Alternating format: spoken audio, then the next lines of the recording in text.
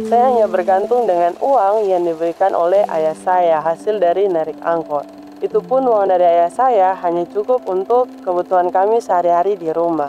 Tapi saya berpikir bahwa saya tidak boleh bergantung kepada orang lain. Saya juga harus berjuang. Tuhan, kenapa hidup saya seperti ini? Tuhan ada di mana?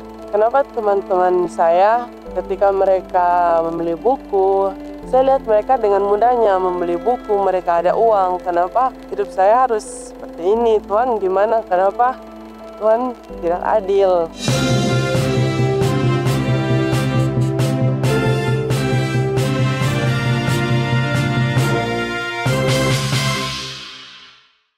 Shalom, perkenalkan nama saya Kalvari Tanggodo dan saat ini saya berkuliah di salah satu universitas swasta yang ada di Minahasa Utara.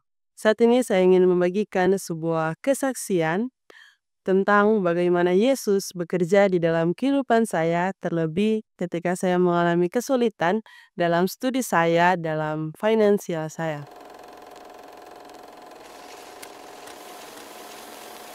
Saya lahir dari keluarga yang sederhana. Ayah saya seorang supir angkot dan ibu saya seorang ibu rumah tangga. Kami bukan keluarga yang berkelebihan dalam hal materi, tapi saya bertumbuh dalam keluarga yang mengajarkan saya untuk berjuang dan juga percaya kepada Tuhan. Namun kepercayaan saya diuji ketika saya masuk dunia perkuliahan, di mana di awal saya masuk perkuliahan, saya mengalami kesulitan mengenai finansial saya.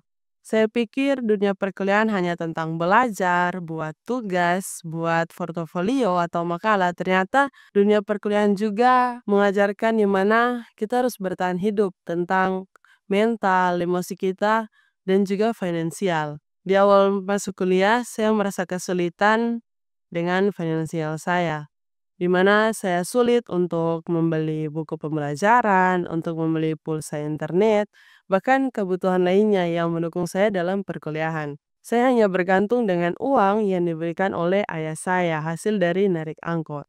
Itu pun uang dari ayah saya hanya cukup untuk kebutuhan kami sehari-hari di rumah.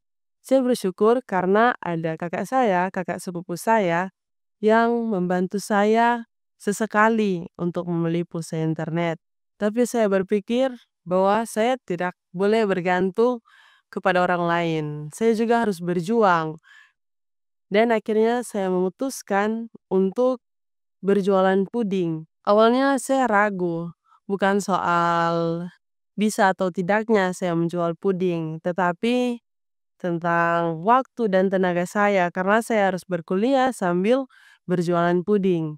Setiap pagi saya pergi kuliah jam 7 pagi. Dan setelah kuliah selesai, saya harus pergi mencari dan membeli bahan-bahan untuk membuat puding untuk saya jual di keesokan harinya. Sisa waktu saya setelah kuliah, saya habiskan untuk membuat puding. Terkadang saya membuat puding sampai jam 11 malam, bahkan sampai jam 1 pagi. Dan itu membuat tubuh saya kelelahan, saya merasa capek, dan saya menangis. Kemudian saya bertanya kepada Tuhan, Tuhan, kenapa hidup saya seperti ini? Tuhan ada di mana? Kenapa teman-teman saya ketika mereka membeli buku, saya lihat mereka dengan mudahnya membeli buku, mereka ada uang. Kenapa hidup saya harus seperti ini? Tuhan gimana? Kenapa Tuhan tidak adil? Di titik di mana saya ingin mau menyerah, titik terlemah saya, Tuhan memberikan jawaban dari doa saya. Ada seorang mem yang datang menemui ibu saya, kemudian berkata, "Tante, katakan sama anak tante untuk mendaftar beasiswa. Ini linknya." Setelah itu ibu saya menemui saya lalu katakan, "Dek, tadi ada mem yang menemui mama, terus katakan bilang sama kamu untuk mendaftar beasiswa. Ini linknya, link yang diberikan oleh mem."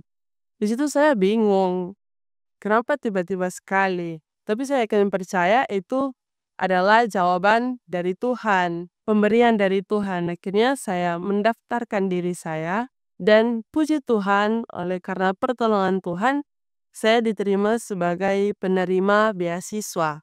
Beasiswa ini sangat membantu saya Selain uang semester membantu saya dalam kebutuhan perkuliahan saya sehari-hari. Saya bisa membeli buku pembelajaran, saya bisa membeli pulsa internet, juga uang jalan saya, dan juga uang makan saya sehari-hari. Setelah saya merenungkan apa yang terjadi dalam kehidupan saya sadar ternyata Tuhan itu baik sekali. Tuhan tidak meninggalkan saya sedetik pun.